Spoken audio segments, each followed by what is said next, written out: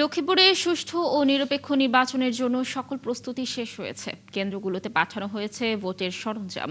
এই জেলার 4টি সংসদীয় আসনে প্রতিদ্বন্দ্বিতা করছেন 29 জন প্রার্থী। মোট 496টি কেন্দ্রে ভোট দেবেন 16,37,893 জন ভোটার। সার্বিক বিষয়ে জানাতে লক্ষ্মীপুর থেকে আমাদের সাথে যুক্ত হচ্ছেন সহকর্মী আতোয়ার মনির।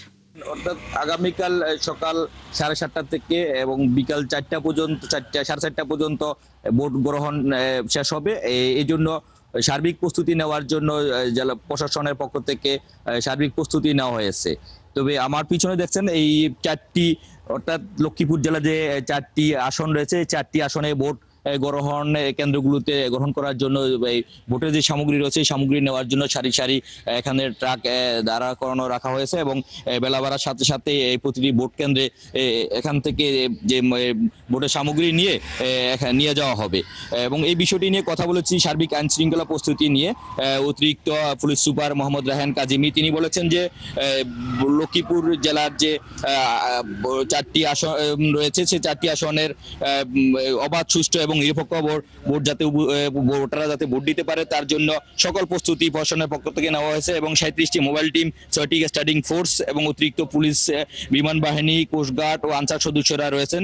সব মিলিয়ে পুরো নিরাপত্তা ব্যবস্থা জোরদার করা হয়েছে বলে তিনি জানিয়েছেন। তিনি বলেছেন যে প্রতিটি থানার অফিসার ইনচার্জ এবং ওসি অফিসার ইনচার্জ তদন্ত এবং সদর উপজেলা নির্বাহী কর্মকর্তাদের মোবাইল নাম্বারে কোনো প্রকার আপত্তি ঘটনা ঘটলে জানানোর জন্য তিনি ভোটারদের উদ্দেশ্য রেখেছেন এবং 999 ফোন করে কন্ট্রোল রুমে সার্বিক বিষয়ে জানানোর জন্য কোনো প্রকার আপত্তি ঘটনা জানানোর জন্য তিনি অনুরোধ জানিয়েছেন। তিনি বলেছেন যে গুরুত্বপূর্ণ এবং অতি গুরুত্বপূর্ণ ভোট কেন্দ্রগুলোর জন্য পুলিশের বডি ক্যামেরা স্থাপন করা হয়েছে যাতে করে কোনো প্রকার অপ্রীতিকর ঘটনা ঘটলে বডি ক্যামেরার মাধ্যমে সরাসরি অপরাধীকে শনাক্ত করে এবং আইনের আওতায় নিয়ে আসা যায়। তার জন্য প্রশাসনের পক্ষ থেকে সার্বিক ব্যবস্থা নেওয়া হয়েছে।